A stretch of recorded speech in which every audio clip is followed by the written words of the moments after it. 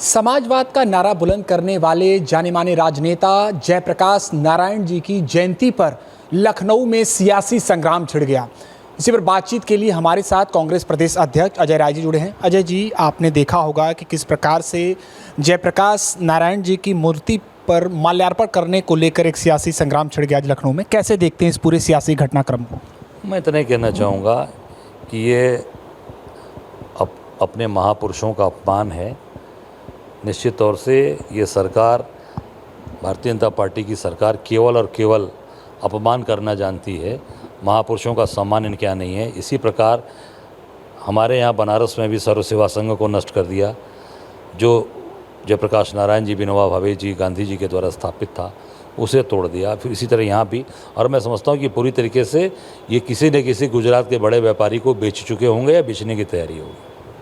Ajay ji, Samajwadi party ने कहा है कि इस अपमान के लिए नीतीश कुमार को बीजेपी से रिश्ता तोड़ लेना चाहिए। आप क्या मानते हैं? नहीं, बिल्कुल नहीं, बहुत ही अच्छी बात उन्होंने बोली है।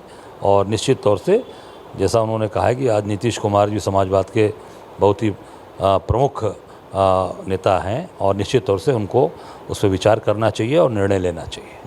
जबकि नीतीश कुमार तो ऐसा कह रहे हैं कि ऐसी उनकी पार्टी का ये कहना है कि नहीं, एक मजबूत गठजोड़ है भारतीय जनता पार्टी के साथ। अब गठजोड़ है, जैसे गठजोड़ के कर रखा था भाजपा ने जेजेपी के साथ, जैसा गठजोड़ कर रखा था पीडीपी के साथ, अगर वैसा ही गठजोड़ रखना है तो मैं समझता हूँ कि मेरी उनको शुभकामनाएं हैं, उस पर वो काम करें उनके साथ। और उत्तर प्रदेश उपचुनाव की बात कर लें तो 6 सीटों पर समाजवादी पार्टी ने अपने प्रत्याशियों के नाम का ऐलान कर दिया है। अजय जी, आपने 5 सीट रखी थी, अब क्या विचार कर रहे हैं? नहीं, देखिए, हमने अपना प्रस्ताव केंद्रीय नेतृत्व को भेज दिया था, ऑल इंडिया कांग्रेस कमेटी को।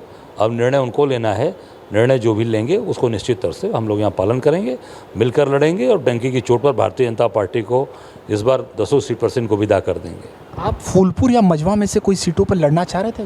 नहीं, देखिए, मैंने दिया था 5 का प्रस्ताव, फूलपुर भी था, मझवा भी था, आपके मीरापुर, आपके गाजियाबाद और एक खैर की, ये 5 सीटें दिया था।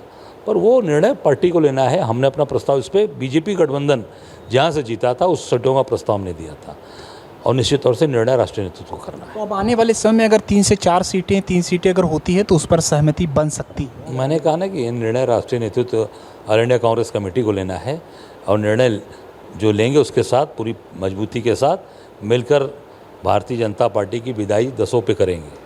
हरियाणा को लेकर एक जो भी स्थितियाँ थी कांग्रेस के पक्ष में थी, लेकिन जब नतीजे आए तो कहीं ना कहीं एक बड़ा उलटफेर हुआ। सपा का कहना है कि अगर वहाँ पर अखिलेश यादव लड़ते तो कुछ तस्वीर और हो सकती थी वहाँ पर। देखिए, उसकी समीक्षा हो रही है। कल राष्ट्रीय नेतृत्व बैठा था, उसकी समीक्षा हो रही है। उस पर मैं समझता हूँ कि जल्दी सारी चीज़ों की जानकारी बताई जाएगी और जो रिजल्ट हम लोग सोचे थे वो रिजल्ट नहीं आया, पर उस पर सीख लेकर आगे के लिए हम काम करेंगे। एक अंतिम सवाल, गिरिराज सिंह भारतीय जनता पार्टी के नेता बिहार में हिंदू स्वाभिमान यात्रा निकाल रहे हैं। कटोगे बटोगे तो कटोगे, इन बातों को लेकर इस बातों को लेकर चर्चाएं तेज हैं। कैसे देखते हैं उनके इस स्वाभिमान यात्रा को? उनके बारे में कुछ नहीं कहना चाहता, क्योंकि उनका जो चरित्र है उसके बारे में मैं जानता हूं, तो उनके बारे में कुछ नहीं कहूँगा। तो तमाम बातों पर कांग्रेस प्रदेश अध्यक्ष अजय राय जी ने हमसे बातचीत की।